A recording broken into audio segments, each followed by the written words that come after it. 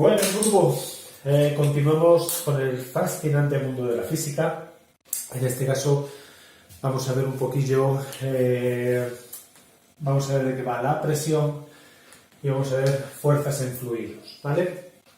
Para hablar o para ver todo esto de presión, fuerzas en fluidos, ha habido físicos que han estudiado, que han investigado, que han descubierto determinadas leyes, determinados principios, determinadas máquinas, ¿vale? Y tenemos pues una amplia lista de personalidades que han tratado este tema, ¿vale? Aquí tenemos uno de ellos, es Pascal, ¿vale? Pero aparte de Pascal, pues más antiguo tendríamos, por ejemplo, Arquímedes, ¿vale? Todos conocemos la historia, leyenda del Eureka, ¿vale? Eso lo veremos en la última parte que no cabía aquí, ¿vale? Tendríamos el principio de Arquímedes, ¿vale? La flotabilidad, el peso aparente, el empuje y demás.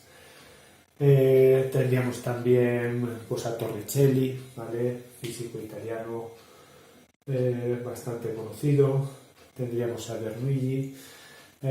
Hay bastantes físicos que han tratado todo este tema, ¿vale?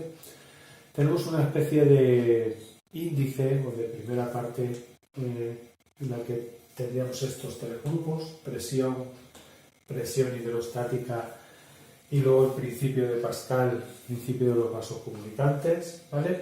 Y luego tendríamos esa última parte que no está aquí, que sería la flotabilidad, el principio de Arquímedes, que lo vamos a ver totalmente aparte. Bien, pues entonces lo primero sería saber qué es eso de la presión, ¿vale? ¿Qué es presión?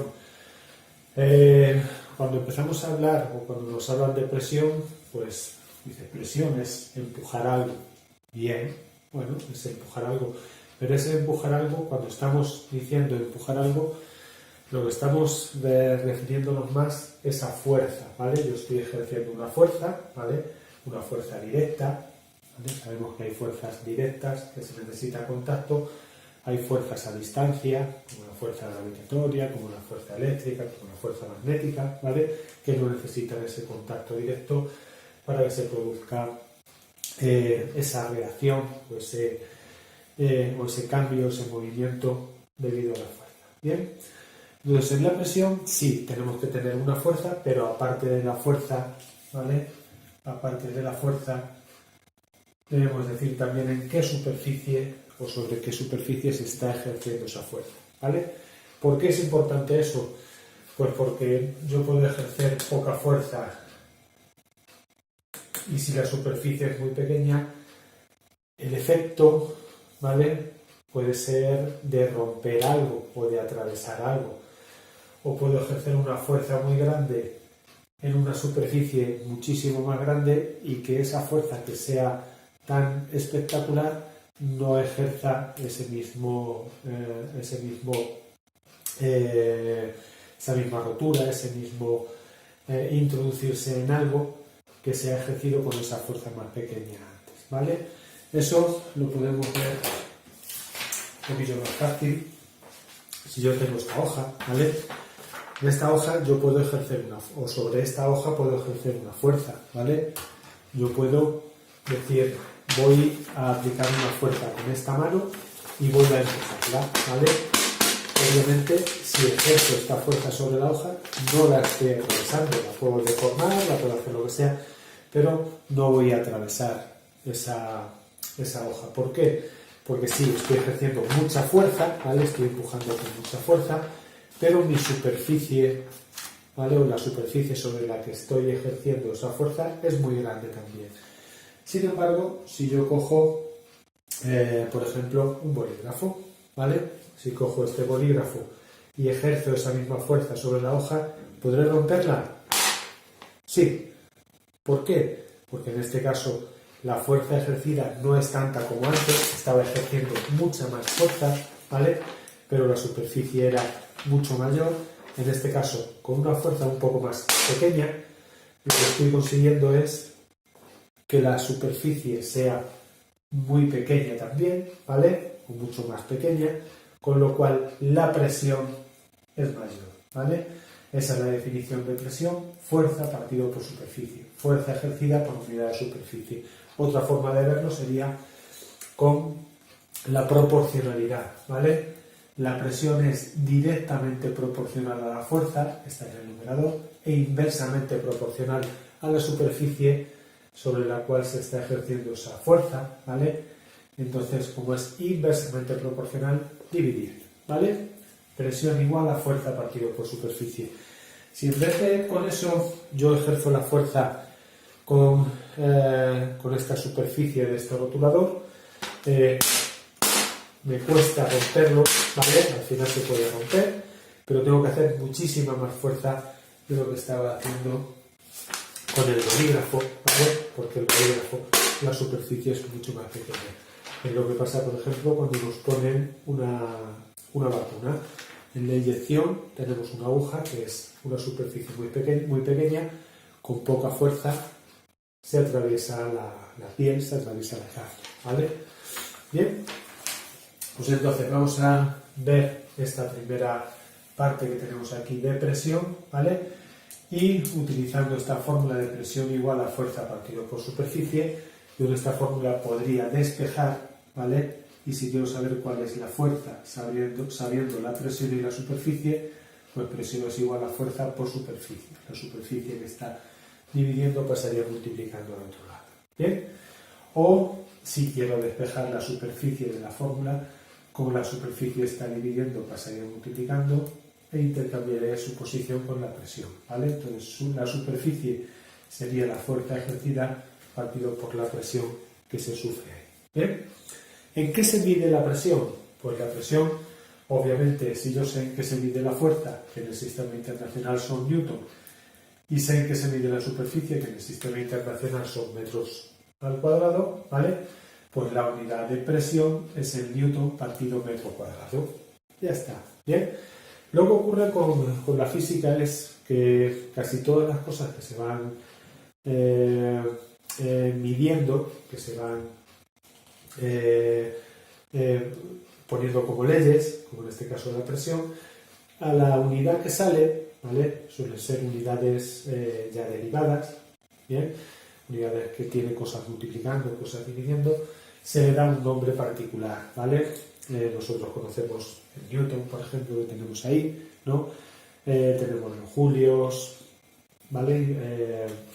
Hay muchísimas unidades que tenemos, el vatio, etcétera, etcétera. Pues en este caso el Newton partido metro cuadrado se le llamó Pascal en honor al físico que dio la ley de los vasos comunicantes, entre otras cosas, ¿vale?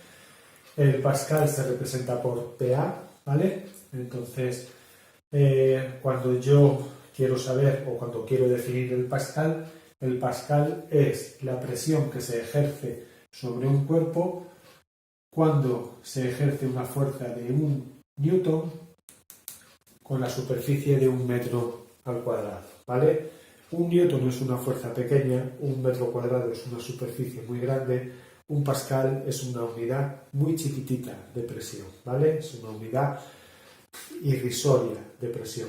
1 newton por 1 metro cuadrado es prácticamente ridículo. Tened en cuenta que, por ejemplo, esta pizarrilla es menos de 1 metro cuadrado, ¿vale?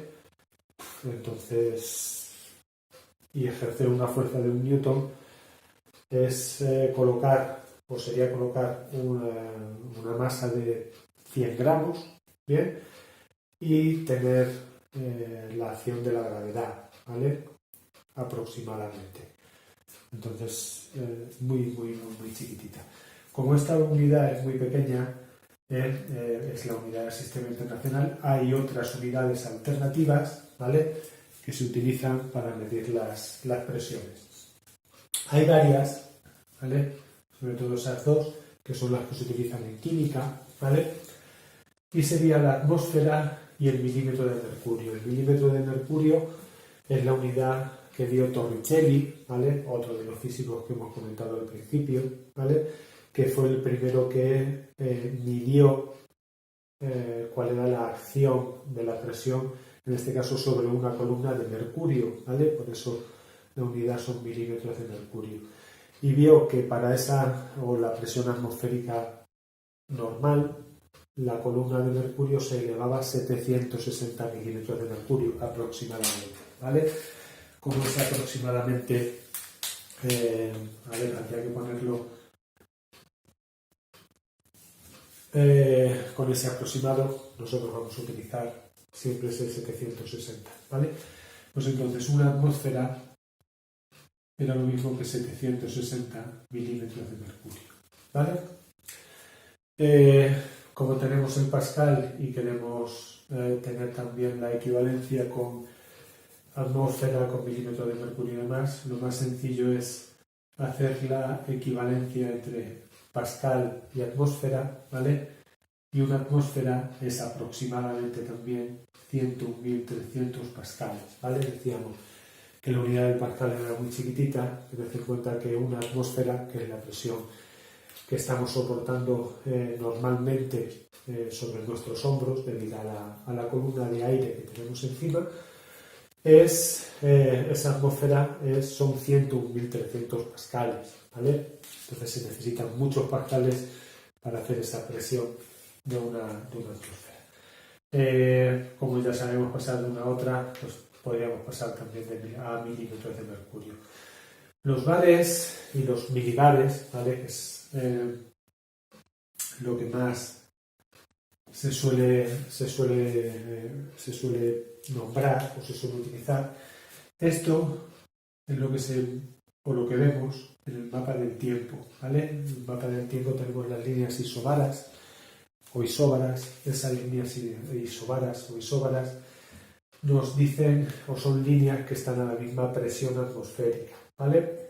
Esa presión atmosférica nos la están dando en milibares, ¿vale? O hectopascales, que también se utiliza un poquillo ahora, ¿vale? Entonces, esa presión atmosférica normal, una atmósfera, son 1013 milibares, ¿de acuerdo? Y luego tenemos esta otra, las PSIs, ¿vale? Que son, son pounds sobre pulgadas cuadradas. Es una medida más anglosajona, ¿vale? Pero es la que se suele utilizar, o la que viene muchas veces en los manómetros para medir la presión de los neumáticos, ¿vale? Entonces esa, como es anglosajona, pues ahí la dejamos, ¿sí? Pues entonces luego utilizaremos un poquillo esta fórmula con lo que hemos despejado también para hacer algún problemilla, ¿vale? Ahora vamos a seguir con la presión hidrostática. Vamos a ver un poco qué es o de dónde viene todo eso. Bueno, presión hidrostática. La presión hidrostática es, para que nos hagamos una idea, nosotros estamos aquí, ¿vale? Estaríamos aquí, y nosotros tenemos encima de nosotros, por tanto nosotros tenemos una columna de aire, ¿vale? Esta columna de aire obviamente tiene una masa, ¿vale?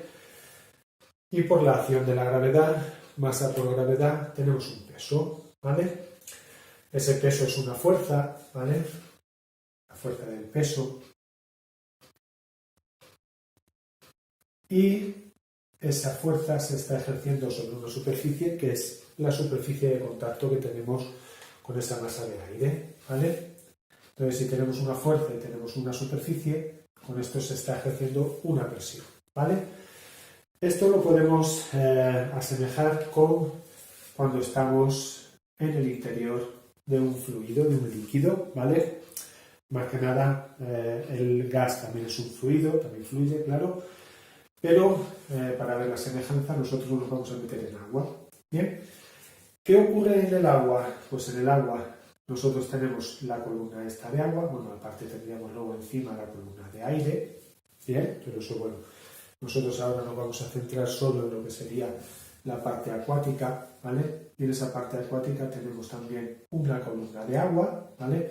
Esa columna de agua tiene una masa y obviamente como su densidad es mayor que la del aire, esa masa va a ser mayor, Por eso la presión en el interior del agua aumenta mucho más rápidamente a medida que vamos bajando que en la atmósfera, ¿vale?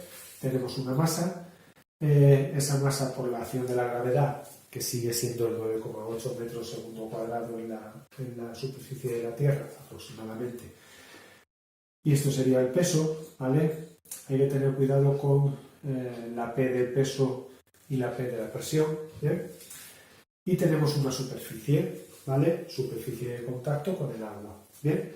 Esa superficie de contacto y ese peso hacen que yo tenga ahí una presión, ¿bien? La presión es fuerza partido por superficie, ¿bien?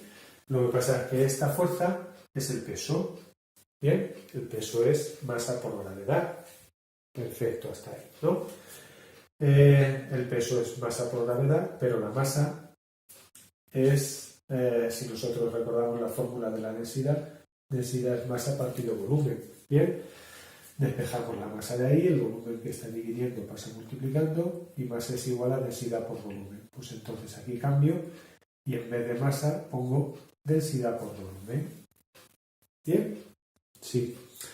Pues ahora, este volumen, ¿vale? Este volumen, si nosotros hacemos, idealizamos esa columna que tenemos de agua o de aire, si es la atmósfera, ¿vale? Si lo idealizamos sería como un cilindro, ¿vale?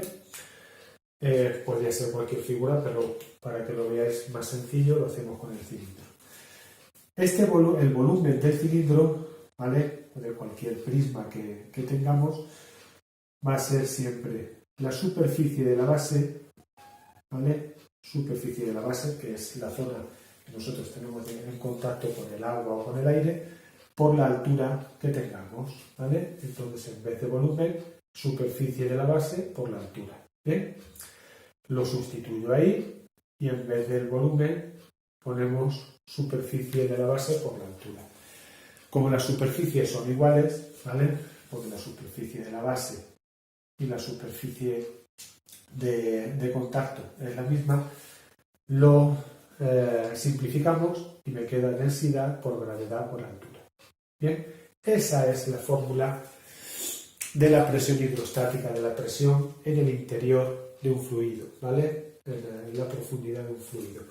¿Qué es D, qué es G y qué es H? Pues D es la densidad del fluido, que obviamente en las unidades del sistema internacional es kilogramo por metro cúbico, ¿vale?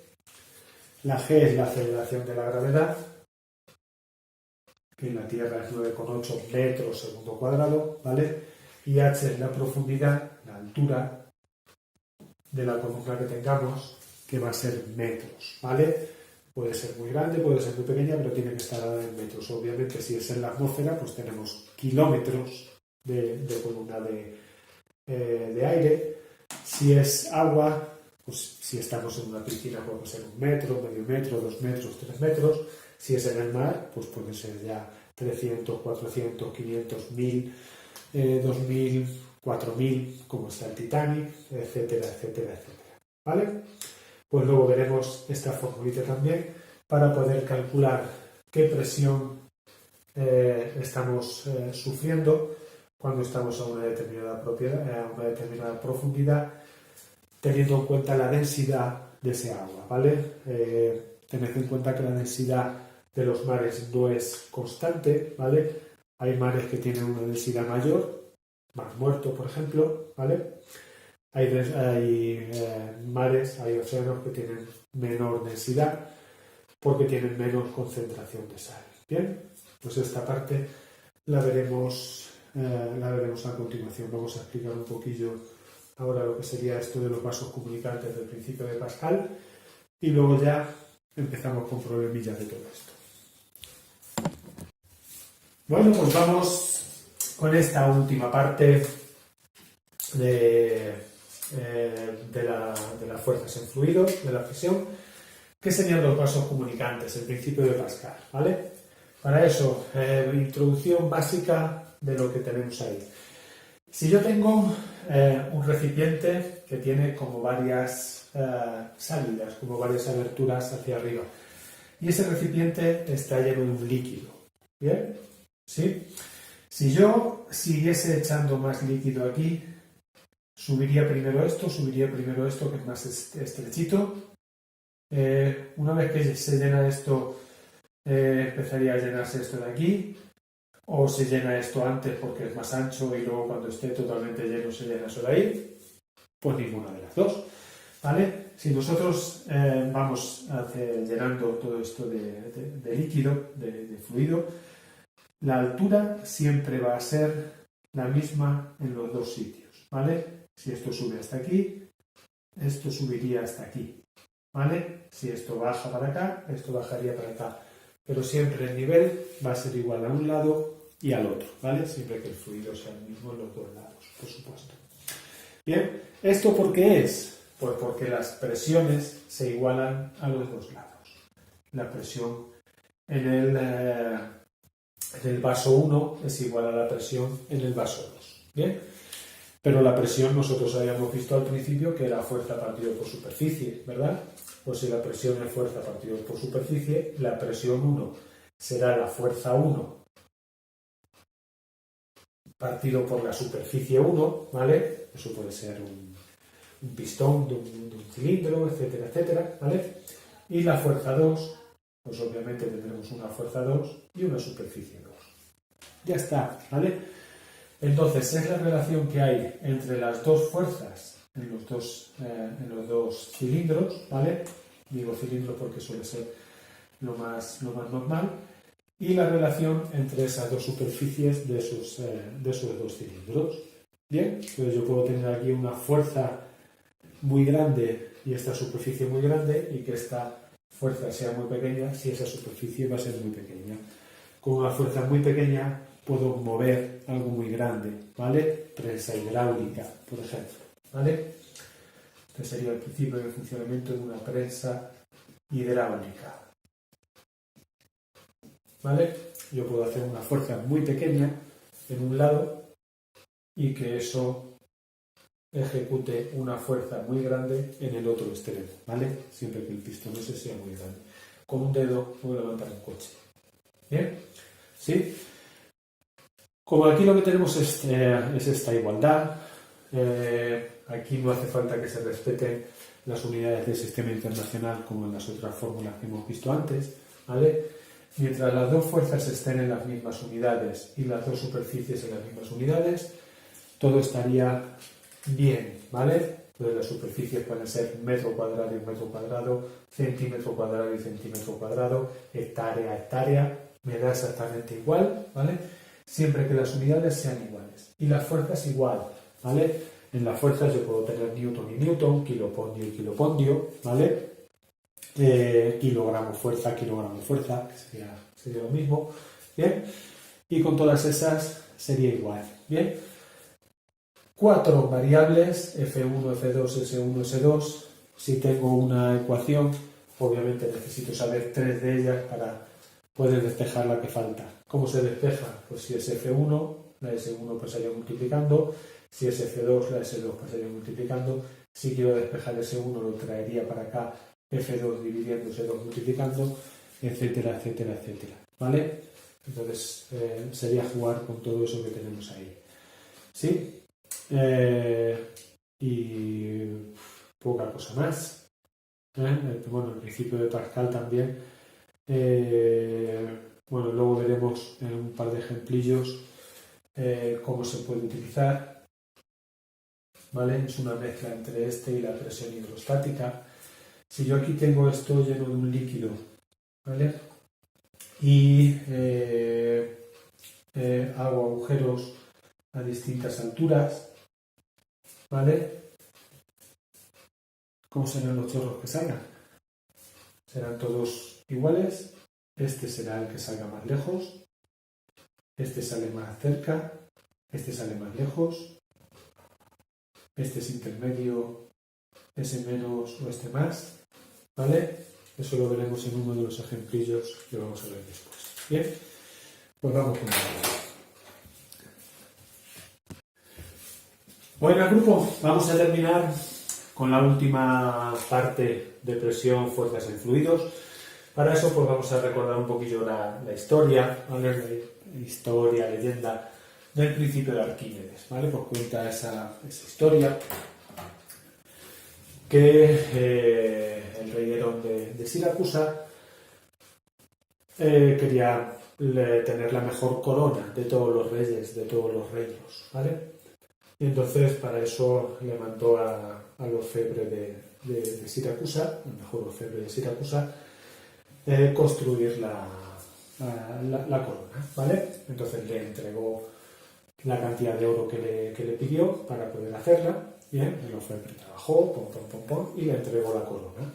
La corona era preciosa, una corona, pero vamos, espectacular, ¿bien? Lo que pasa es que llegaron a oídos del rey ciertas noticias de que ese orfebre no era demasiado de fiar, ¿vale? Y entonces, como tenía la mosca detrás de la oreja, a ver si este me ha engañado, me ha quitado oro de aquí y ha puesto algo que no es oro en mi corona, ¿no? Entonces, al más sabio de todos los sabios que había en la época, ¿vale? Nuestro gran Arquímedes le dijo: Arqui, macho, dice, la corona ha quedado preciosa, es una corona, vamos, un coronón. Pero yo creo que este me ha engañado, me ha tangado y no es todo oro, ¿vale? Ha cogido oro, se lo ha guardado él y me ha puesto algo que no es oro. Y dice, joder, pues fúndela y a ver qué es lo que sale. No. A ver, la corona yo me voy a quedar con ella, pero quiero que me digas tú si es todo oro o no es todo oro, ¿vale? Entonces Arquímedes dijo, joder, macho, vaya, me han metido un fregado que no veas. Bueno, ya lo sé, a ver si se me ocurre algo. ¿Ya? Cuenta la leyenda que Arquímedes fue a su casa, ¿bien? Y pues ese día tocaba baño, ¿no? Entonces llenó su bañera, ¿vale? Y la dejó al ras, ¿vale? Lo dejó todo lleno de agua. Cerró el grifo, y se metió en la bañera, ¿vale? Se metió en la bañera. Al meterse en la bañera, como estaba totalmente llena de agua, pues el agua rebosó, ¿vale? Y se creó un charco todo alrededor. Cuenta la leyenda que Arquímedes saltó de la bañera, ¿vale? Y colocándose una toalla alrededor del cuerpo, salió corriendo, gritando Eureka, Eureka. ¿Bien? ¿Qué es lo que había, de qué se había dado cuenta Arquímedes cuando se metió en la bañera y salió del agua? Pues de lo que se dio cuenta es que él había ocupado el lugar del agua, ¿vale? Su volumen se había salido por fuera, ¿vale? Entonces todo este volumen de agua que tenemos aquí, el volumen desalojado, era igual al volumen del cuerpo, ¿vale? Que había entrado en el agua, ¿vale? El volumen del cuerpo que se había sumergido. ¿Bien? Y puedes decir, ¿y con eso sabía si iba a ser oro o no iba a ser oro? Por supuesto que sí, ¿vale? A ver, nosotros sabemos, hay una fórmula que nos dice que la densidad es igual a la masa partido por el volumen. ¿Bien? Obviamente, si yo tengo oro, yo sé la densidad del oro, ¿vale? ¿Sí? Si sé la densidad del oro y sé el volumen que tengo de oro, sé la masa que voy a tener, densidad por volumen, ¿bien? Entonces, si yo no quiero destruir una corona que es preciosa, ¿bien? Y no puedo calcular su volumen porque tendría que ir cachito a cachito y entonces lo tendría que romper, lo que hacemos es meter la corona en agua, ¿vale? Y el volumen que ocupe la corona es lo que cambia el volumen del agua, ¿bien? Con eso mido el volumen, como tengo la densidad, ¿sí? O como tengo la masa, con masa y con volumen yo puedo saber la densidad. esa densidad la comparo con la densidad del oro, ¿vale? Y si coinciden es que todo es oro, si no coinciden es que no lo es. Obviamente no fue todo oro, ¿vale? El orfebre le había engañado, había metido plata, bien, lo acabó reconociendo y Arquímedes pues se quedó como el sabio más sabio de todos los sabios que había. ¿Para qué se utiliza esto del principio de Arquímedes o para qué vamos a utilizar el principio de Arquímedes? Pues muy sencillo. Vamos a verlo con dos cosillas, ¿vale? Vamos a medir dos cosas porque ahora, cuando yo introduzco un volumen en un cuerpo, en un fluido, en un líquido, ¿vale? Al introducirlo, este cuerpo obviamente tiene un peso, ¿vale? Ese peso es la masa por la gravedad, ¿vale? Como la masa es densidad por volumen, pues densidad por volumen por gravedad, ¿bien? ¿Pero qué densidad? Pues la densidad obviamente del cuerpo, ¿vale? ¿Qué volumen? Pues el volumen del cuerpo, ¿bien? Y la gravedad es la gravedad, ¿bien? Ahora, si yo tuviese ese cuerpo tal cual, sin interactuar con ningún otro fluido, tendría el peso y se acabó. ¿Qué es lo que ocurre cuando ese peso lo introducimos en agua, por ejemplo? Nosotros lo notamos que nuestro peso, entre comillas, disminuye. ¿Por qué disminuye? Porque al introducirlo en un líquido se genera una fuerza contraria, ¿vale? Una fuerza, en este caso hacia arriba, que se le llama empuje, ¿vale? Bueno, igual que el peso se va a representar con una P, el empuje ahora lo vamos a escribir como una E, ¿vale? Y ese empuje es el peso del fluido hacia arriba, ¿vale? Entonces, como es el peso del fluido, sería la masa del líquido por la gravedad, ¿vale? ¿Sí? Masa del líquido, del líquido, del fluido por la gravedad. Pero volvemos a lo mismo, la masa es densidad por volumen, ¿bien? Pues entonces sería la densidad del líquido por el volumen del líquido y por la gravedad, ¿bien? Pero el volumen del líquido, ¿cuál es? Pues volvemos a Arquímedes, ¿no? Y el volumen del líquido era el mismo que el volumen del cuerpo que se sumergía, ¿bien? El volumen del líquido es lo mismo que el volumen del cuerpo sumergido,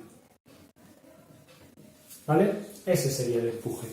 Y entonces, como tenemos dos fuerzas, una hacia abajo, una hacia arriba, pueden pasar tres cosas, ¿vale? Podemos tener que el peso sea mayor que el empuje, puede ser que el peso sea igual al empuje, o puede ser que el peso sea menor que el empuje, ¿bien? ¿Qué ocurre si el peso es mayor que el empuje? El peso mayor que el empuje. Estamos en el caso azul, pues entonces el cuerpo se hunde, ¿vale? Se hunde. Si el peso es mayor que el empuje, gana esa fuerza se hunde. ¿Bien? Sí. Segundo caso, vamos a poner en rojo. ¿Sí? Si las dos fuerzas son iguales, el peso es igual al empuje, entonces en el caso rojo ahora, como esta fuerza se contrarresta con esa, se queda en equilibrio. ¿Vale? En equilibrio. Ni sube ni baja. Se queda en equilibrio a la profundidad en la que esté. Da igual la que sea. ¿Bien? Y tercero, puede ser que el peso sea menor que el empuje. ¿Qué es lo que ocurre en ese caso? Pues obviamente gana la fuerza hacia arriba. ¿Vale? Y entonces lo que va a ocurrir es que el cuerpo flota. ¿Por qué flota? Porque va hacia arriba. ¿Bien? ¿Sí? Y al flotar se va a quedar una parte fuera, una parte dentro. ¿Sí? Y ya está. Esto sería entonces el principio de Arquímedes aplicado a la flotabilidad de los cuerpos. ¿Vale? Para ver si algo flota, se hunde, etcétera, etcétera, etcétera. Como tenemos dos fuerzas, ¿vale? Que son el peso y el empuje, había un principio, el principio fundamental de la dinámica, que decía que el sumatorio de fuerzas es igual a masa por aceleración. Yo aquí puedo hacer el sumatorio de fuerzas, ¿vale? pero como el sumatorio de fuerzas es uno hacia abajo, otro hacia arriba, ¿vale? Lo que se hace es peso menos empuje, ¿vale?